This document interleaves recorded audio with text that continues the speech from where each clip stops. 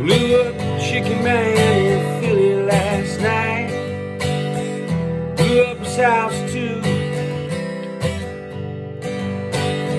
Down on the boardwalk, ready for a fight.